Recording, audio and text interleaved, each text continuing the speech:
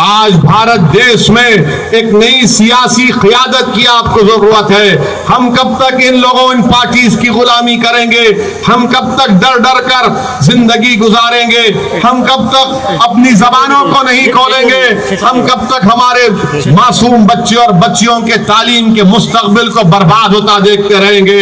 हम कब तक अपने नौजवानों की जिंदगियों को जेल की सलाखों के पीछे सड़ता हुआ देखेंगे? मेरी आपसे गुजारिश है कि अपने वोटों से अपने नुमाइंदों को कामयाब करिए। आज हर आदमी, हर पार्टी आकर आपसे कहती है कि हमको वोट दीजिए। सवाल ये पैदा होता है कि आपने क्या हासिल किया? आज बंगाल में मुस्लिम अक़लियत का हाल ये है कि सब कोई कहता है कि हमको वोट दे दो, मगर हकीकत क्या है? हकीकत यह है कि सिर्फ 6% 6% मुस्लिम अक़लियत की नौकरियां गवर्नमेंट में दी जाती है। सिर्फ 11% हमारे बच्चे हायर एजुकेशन में तालीम हासिल कर रहे हैं।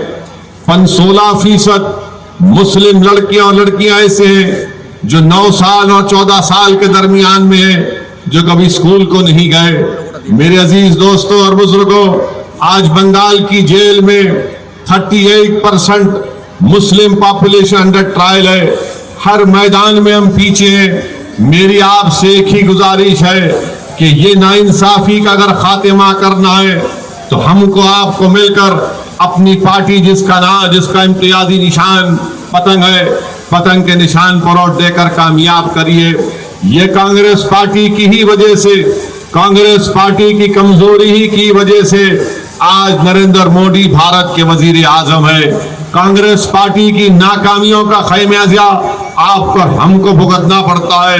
अगर कांग्रेस पार्टी अच्छी होती तो इस देश में बीजेपी कामयाब नहीं होती, मगर कांग्रेस पार्टी की ही वजह से आज पूरे मुल्क में एक नफरत का माहौल पैदा हो चुका है। अगर देश का प्रधानमंत्री नरेंद्र मोदी है तो इसकी बहुत बड़ी जिम्मेदारी कांग्रेस पार्टी पर आयद होती है। मेरे अजीज दोस्तों और बुजुर्गों, मेरी आपसे गुजारिश है कि यही कांग्रेस पार्टी थी जब बाबरी मस्जिद के ताले खोले गए थे। यही कांग्रेस पार्टी थी जिसके दौर में बाबरी मस्जिद को शहीद कर दिया गया था। यही कांग्रेस पार्टी इख्तिदार में थी, पावर में थी, जब दिल्ली की सड़कों पर मासूम सिखों के खून से होली खेली गई थी। मेरे अजीज दोस्तों और बुजुर्गों, आज आप देखते हैं कि कांग्रेस पार्टी हर भारत में हर रियासत में खत्म हो चुकी है। आज यही कांग्रेस पार्टी के लोग असदुद्दीन ओवैसी पर इल्जाम लगाते हैं कि असदुद्दीन ओवैसी वोट काटने के लिए आए हैं। मैं हमारे गयूर भाइयों से कहना चाहूंगा, हमारी इज्जतदार माँ और बहनों से कहना चाहूंगा, यही कांग्रेस पार्टी महाराष्ट्र में शिवसेना जैसी फिरका परस्त पार्टी को सपोर्ट करके वहां पर उद्धव ठाकरे को अपना चीफ मिनिस्टर बनाती है। यही कांग्रेस पार्टी जिसकी सपोर्ट कर रही है महाराष्ट्र में, वो शिवसेना का उद्धव ठाकरे असेंबली में खड़े होकर कहता है कि हमको फख्र है कि हमने बाबरी मस्जिद को शहीद किया। मेरी इज्जतदार माँ और बहनों, मेरे अजीज दोस्तों और बुजुर्गों, यकीनन मुल्क में हमको बीजेपी के बढ़ते हुए कदमों को रोकना है, बीजेपी को शिकस्त देना है, क्योंकि जब से नरेंद्र मोदी देश के प्रधानमंत्री बने हैं, देश का तो काम नहीं कर सकते, मगर वो हमेशा इस बात की कोशिश कर रहे हैं कि इस देश की जो खूबसूरती है, भाईचारगी है, मोहब्बत है, इसका डाइवर्सिटी है, इसको हमेशा के लिए कमजोर करके रख देना। आज मैं बताना चाह रहा हूं आपको कि जब यही नरेंद्र मोदी की सरकार ने CAA का कानून पार्लियामेंट में लेकर आया तो पूरी भारत की पार्लियामेंट में दुनिया ने देखा कि अगर कोई था जिसने नरेंद्र मोदी के सामने आंखों में आंखें डालकर उसके 306 MPs की आंखों में आंखें डालकर किसी ने CAA के कानून को फाड़ दिया तो उसका नाम असदुद्दीन ओवैसी था। मेरे अजीज दोस्तों और बुजुर्गों, यही बीजेपी ने मुस्लिम हमारी बहनों से झूठा हमदर्दी का दावा किया और ट्रिपल तलाक जैसा गैर कानूनी कानून बना दिया। ट्रिपल तलाक का कानून जो बनाया गया उस इंसाफ नहीं मिलेगा, बल्कि उससे नाइंसाफी की जाएगी। मेरे अजीज दोस्तों और बुजुर्गों, आज बंगाल में बीजेपी के 18 MP जीत कर आ गए। इसका जिम्मेदार कौन है? मुझ पर उंगली उठाने वालों, मैं तुमसे पूछ रहा हूं, क्या कांग्रेस की कमजोरी की वजह से, क्या ममता बनर्जी की कमजोरी की वजह से, क्या बीजेपी के यहां पर 18 MP कामयाब कैसे हो गए?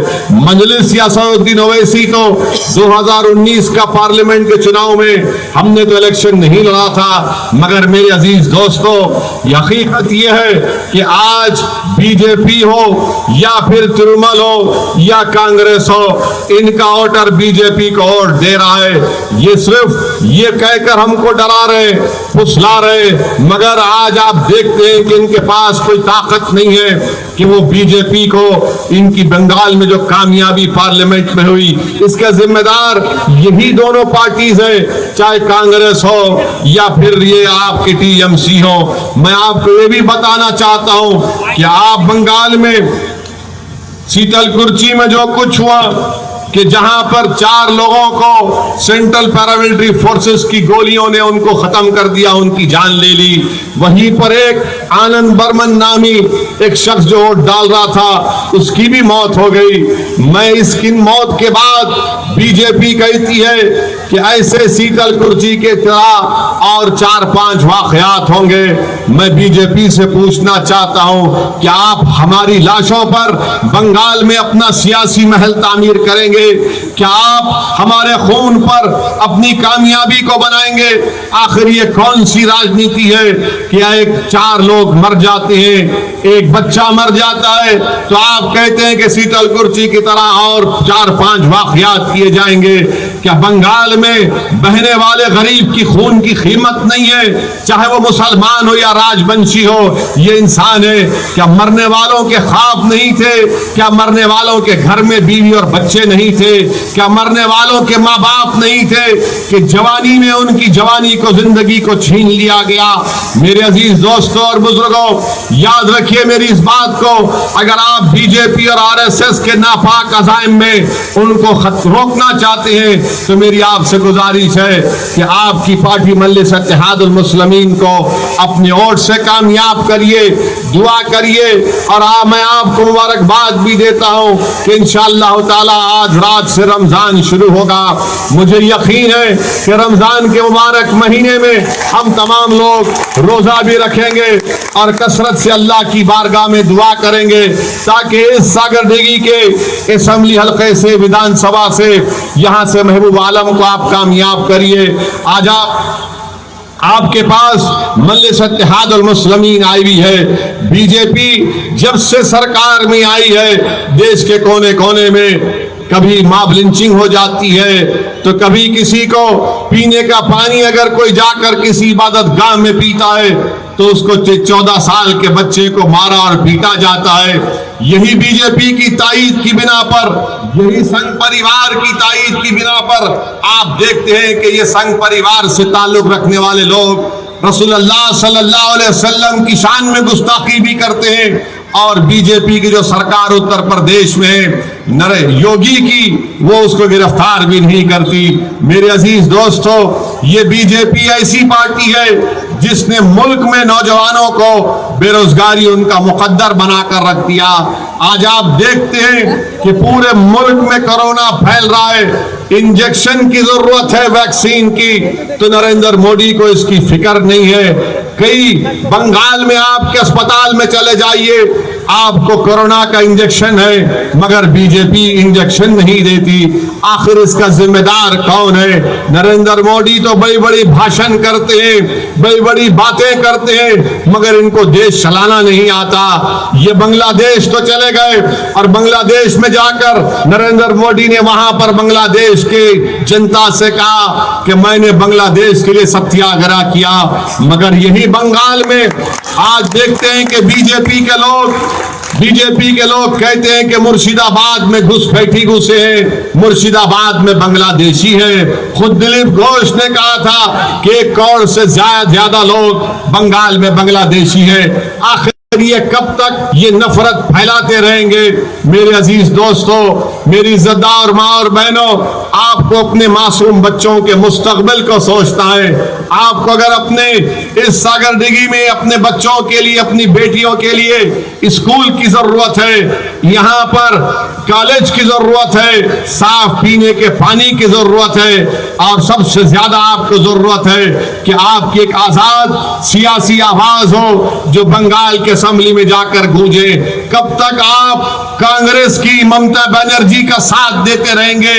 ये आपको सिर्फ वोट हासिल कर रहे हैं, इंसाफ नहीं कर रहे हैं, ये हमको गुलाम बनाकर रखना चाहते हैं। मेरे अजीज दोस्तों और बुजुर्गों, एक तरफ नरेंद्र मोदी अपने आप को हिंदू नेशनलिस्ट कहते हैं, तो दूसरी तरफ कांग्रेस के राहुल गांधी अपने आप को जनियोधारू हिंदू कहती है, तो तीसरी जानिब ममता बनर्जी कहती है कि मैं हिंदू ब्राह्मण हूं। बताइए फिर आपके पास क्या ऑप्शन है?